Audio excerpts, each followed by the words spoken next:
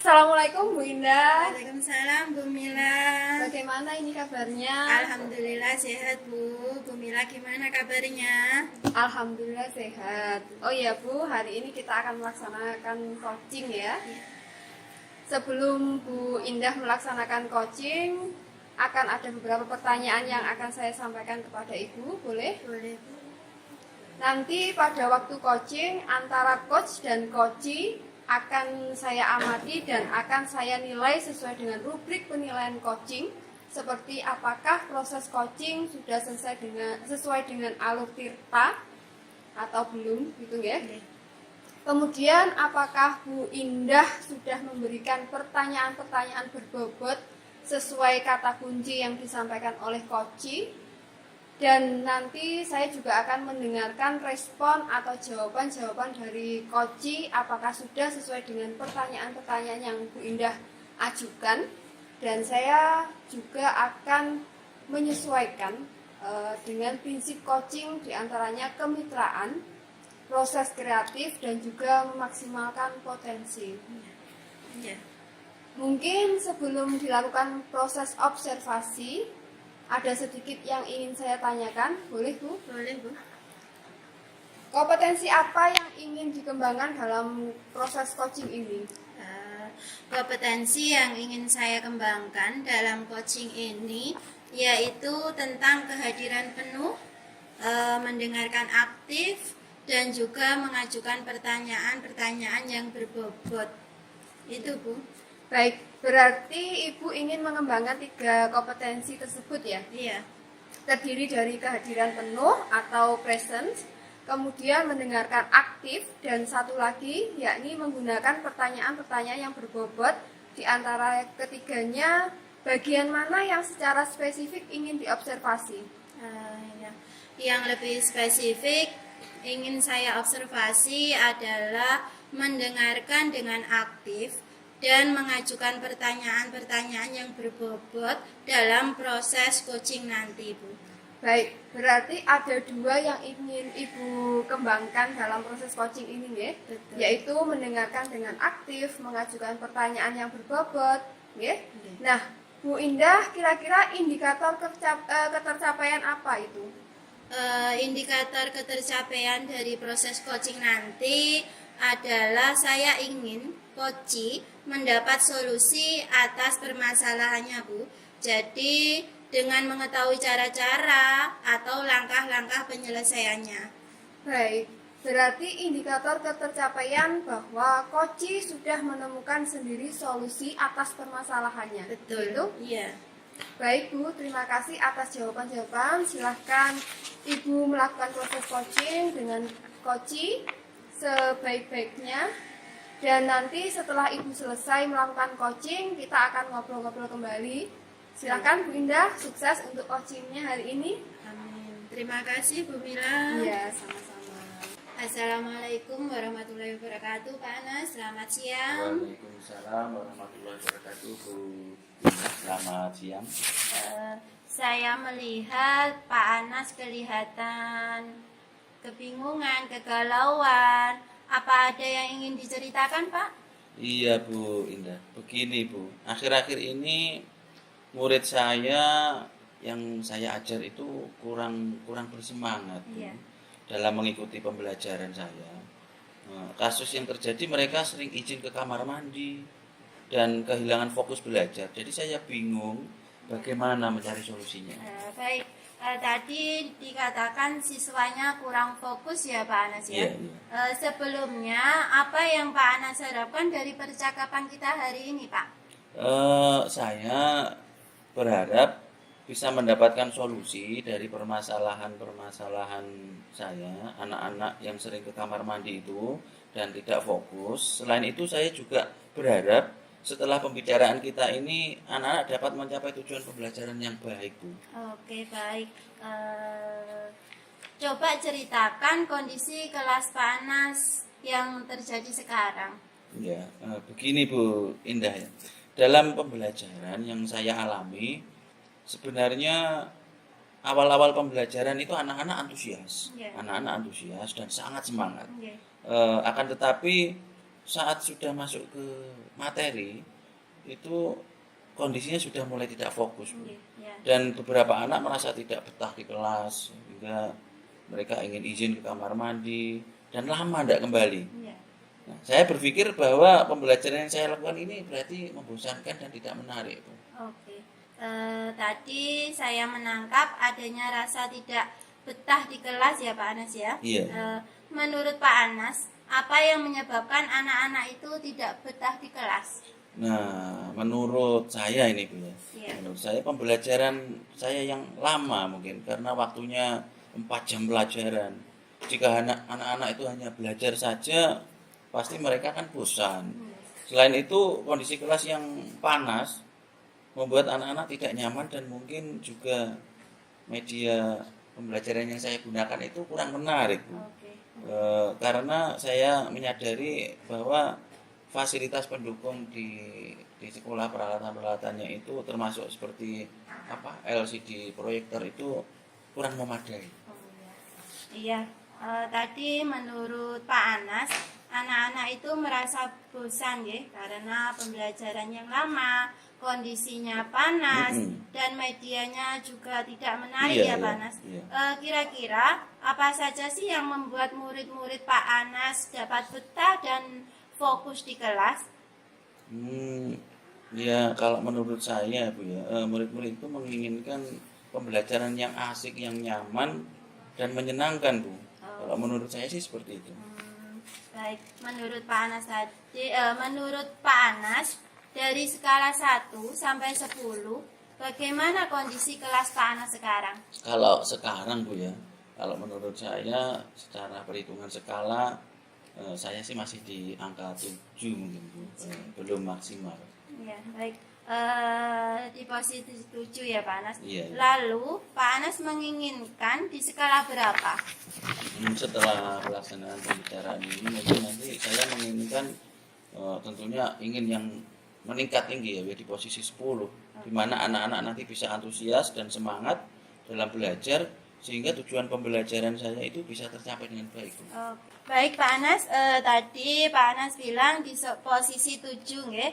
Lalu Pak Anas menginginkan di kelas panjenengan itu di skala berapa Pak? Kalau saya menginginkan sih naik ya Bu, di posisi 10 di mana anak-anak nanti antusias dan semangat dalam belajar sehingga tujuan pembelajaran saya bisa tercapai dengan baik, Bu. Oke, baik. Pak Anas ingin di posisi 10 ya, di mana anak-anak antusias dan bersemangat dalam proses belajar sehingga tujuan pembelajaran tercapai dengan baik. Nah, kekuatan apa yang ada di kelas Pak Anas untuk menunjang hal tersebut? Kalau di kelas saya, Bu ya, kekuatan-kekuatannya yang jelas satu sudah ada buku teks, Iya. kemudian LKS, Iya. LCD proyektor meskipun jumlahnya terbatas. Iya. Dan dapat digunakan secara bergantian karena ya itu tidak memenuhi semua kelas, Bu. Iya, baik. Baik. Di kelas Pak Anas tadi sudah ada buku teks, LKS, ya, dan LCD juga ya, meskipun bergantian ya. Dari kekuatan yang Pak Anas sampaikan tadi, kemungkinan apa yang bisa diambil Pak Anas? Kemungkinan yang bisa saya ambil atau yang bisa saya lakukan, Bu, saya bisa memanfaatkan LCD proyektor itu paling tidak 1 minggu sekali untuk mengurangi kejenuhan anak-anak atau kebosanan anak-anak. Dan saya juga bisa memfasilitasi mungkin kipas angin, Bu ya, agar kelas bisa terasa nyaman, agar anak-anak tidak terasa panas, Bu, di kelas. Oke. Baik Pak Anas, tadi memanfaatkan LCD ya. Lalu bagaimana cara memenuhi LCD yang sedang jumlahnya itu kurang memadai ya tadi? Kira-kira selain menggunakan LCD untuk memenuhi kebutuhan media pembelajaran yang dilakukan Pak Anas tadi, apa yang digunakan? Saya dapat menggunakan ya, seperti tadi buku teks, LKS, HP ya Bu, HP Ya, dari ya. siswa. Jadi anak-anak bisa mencari materi di buku LKS dan HP. Akan tetapi penggunaan HP itu akan memunculkan masalah baru. Mereka masih belum bijak kan Bu anak-anak dalam penggunaan HP. Terkadang HP digunakan untuk hal lain seperti nge-game atau membuka sosial media. Akhirnya saya mungkin menggunakan ice breaking Bu, dan game Ya. dalam pembelajaran, atau mungkin saya bisa menerapkan pembelajaran berdiferensiasi Bu, sehingga bisa menghasilkan berbagai bahan ajar, tidak hanya monoton dengan menggunakan LCD atau buku teks saja. Oke, baik. Kemudian saya juga bisa memberikan tugas-tugas yang beragam kepada anak-anak yang sesuai dengan minat anak tersebut. Jadi anak-anak lebih bisa kreatif lagi. Sepertinya jika saya lakukan seperti itu, anak-anak tidak akan bosan dan mungkin nanti bisa betah di kelas. Oh, ya. Baik Pak Anas, dari yang Pak Anas inginkan tadi, apakah ada hambatan yang dapat menghalangi Pak Anas untuk meraih tujuan tersebut? Ya, ada Bu, ada. Saya masih bingung dalam bagaimana cara memenuhi kebutuhan LCD untuk di kelas-kelas ini. Bingung cara memenuhi kebutuhan LCD ya Pak Anas Iya, ya? iya. Menurut Pak Anas, bagaimana cara memenuhi kebutuhan LCD tersebut Pak?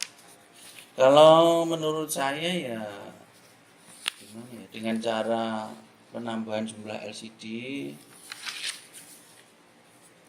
sehingga Bapak Ibu guru dapat maksimal dalam mengajarnya. Menambah jadi ditambah. Oh iya. Baik Pak Anas, berarti menambah jumlah LCD ya. Iya, iya. Menurut Pak Anas, bagaimana caranya bisa melaksanakan penambahan LCD tersebut Pak? Nah, ini mungkin saya akan mengajukan kepada pihak sekolah ya untuk penambahan jumlah peralatan termasuk LCD itu, agar nanti bisa mempermudah dalam menyampaikan materi pembelajaran. Jadi agar anak-anak ketika belajar itu senang, tidak bosan, sehingga ya itu tadi kembali ke tujuan pembelajaran bisa tercapai. Iya. Baik Pak Anas, baik sekali rencana-rencana yang dilakukan Pak Anas. Tadi sudah berkoordinasi dengan teman sejawat dan juga Bapak Kepala Sekolah nggih. Dari rencana Pak Anas tadi, apa yang menjadi prioritas dari rencana Pak Anas tadi? Prioritas saya nanti setelah rencana saya lakukan ya ini, Iya. anak-anak dapat lebih fokus dan nyaman serta tidak mudah bosan dalam pembelajaran, sehingga bisa meningkatkan kemampuan anak dalam mencapai tujuan pembelajaran. Ya. Bagus sekali rencana Pak Anas ya yang sudah disampaikan. Lalu bagaimana jangka waktu untuk mencapai rencana tersebut Pak? Saya rasa dalam waktu 2 minggu mungkin sudah bisa terwujud. Oke. Bagus sekali ya Pak. Lalu Pak Anas merencanakan dalam waktu 2 minggu ini terwujud ya. Menurut Pak Anas, apa ukuran keberhasilan dari rencana tersebut Pak? Nah, ukuran keberhasilannya yaitu menurut saya nanti seluruh siswa itu di kelas menjadi nyaman, menjadi lebih fokus dan tidak mudah bosan dalam pembelajaran. Oke, bagus sekali rencana Pak Anas yang sudah disampaikan. Lalu apa komitmen Pak Anas terhadap rencana aksi yang telah Pak Anas lakukan ini? Saya rasa saya akan terus-menerus melaksanakan dengan membuat atau menyampaikan materi pembelajaran menggunakan media pembelajaran yang menyenangkan dan mudah dipahami oleh murid. Oke, tadi Pak Anas sudah punya rencana, sudah punya komitmen atas rencana tersebut. Lalu siapa yang dapat membantu Pak Anas untuk mewujudkan aksi ini Pak? Ya, untuk mewujudkan aksi ini saya tentunya meminta bantuan dari pihak sekolah, penanggung jawab sekolah, Bapak Kepala Sekolah, kemudian juga dari rekan-rekan guru, rekan-rekan sejawat, Bu. Bagus sekali, Pak. Lalu dari sesi coaching ini, bagaimana dengan tindak lanjut yang akan Pak Anas lakukan? Yang jelas pasti saya akan segera melaksanakan rencana yang saya rencanakan tadi, Bu, yang sudah saya susun tadi. Ya. Terima kasih Bu Indah atas waktunya untuk sharing hari ini. Semoga kita menjadi guru yang selalu dirindukan oleh anak-anak. Sama-sama Pak Anas, amin, amin. Terima kasih, Bu. Baik, Bu Indah, bagaimana tadi apakah waktunya berjalan dengan lancar? Alhamdulillah Bu Mila, proses coaching hari ini berjalan lancar. Tadi juga Alhamdulillah. Nah, selesai melakukan observasi bersama Koci tadi, ada sedikit pertanyaan yang saya tanyakan pada Bu Indah. baik Bu. Ya, Tadi saya sedikit ada catatan-catatan. Apa saja yang sudah didapatkan Bu Indah terkait indikator ketercapaian yang diinginkan? Oke, nggih. Tadi saya sudah melakukan coaching dengan alur Tirta, nggih Bu Mila. Ya. Saya menanyakan tujuan, identifikasi, rencana aksi, dan juga tanggung jawab.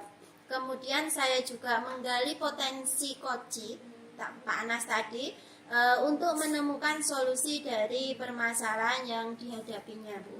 Baik, jadi Ibu sudah berhasil melakukan proses coaching sesuai dengan alur Tirta, ya? Iya. Nah, sesuai dengan apa yang saya amati, ada beberapa catatan yang ingin saya sampaikan. Tadi Bu Indah telah menanyakan pada Koci, kemudian sudah mengidentifikasi permasalahan yang ada dalam Koci, kemudian Bu Indah juga sudah mengarahkan Koci untuk melakukan rencana aksi atau tindakan, dan Bu Indah juga sudah berhasil menemukan rasa tanggung jawab yang ada pada diri Koci agar rencana aksi yang akan dilakukan berjalan dengan baik. Oke. Tadi saya juga sudah mendengarkan percakapan Ibu dengan Koci. Ibu sudah fokus terhadap Koci, berarti Ibu telah melakukan proses kehadiran penuh, ya. Ibu juga sudah mendengarkan aktif. Tentunya juga sudah mengajukan pertanyaan yang berbobot juga sesuai dengan kata-kata kunci, ya, yang disampaikan Koci tadi. Luar biasa apa yang dilakukan oleh Bu Indah terhadap proses coaching hari ini. Mudah-mudahan Ibu sukses ke depannya. Amin, amin, amin. Satu lagi Bu, ada pertanyaan. Nggih, monggo. Untuk ke depannya, kompetensi apa lagi yang ingin dikembangkan berdasarkan coaching hari ini? Saya ingin lebih memahami alur Tirta, Bu, supaya coaching berikutnya bisa menjadi lebih baik, saya. Seperti itu. Ibu memang luar biasa. Baik, terima kasih Ibu sudah melakukan proses observasi hari ini. Saya akhiri sampai di sini. Terima kasih atas kesempatannya. Sama-sama Bu Mila. Wassalamualaikum warahmatullahi wabarakatuh. Waalaikumsalam warahmatullahi wabarakatuh.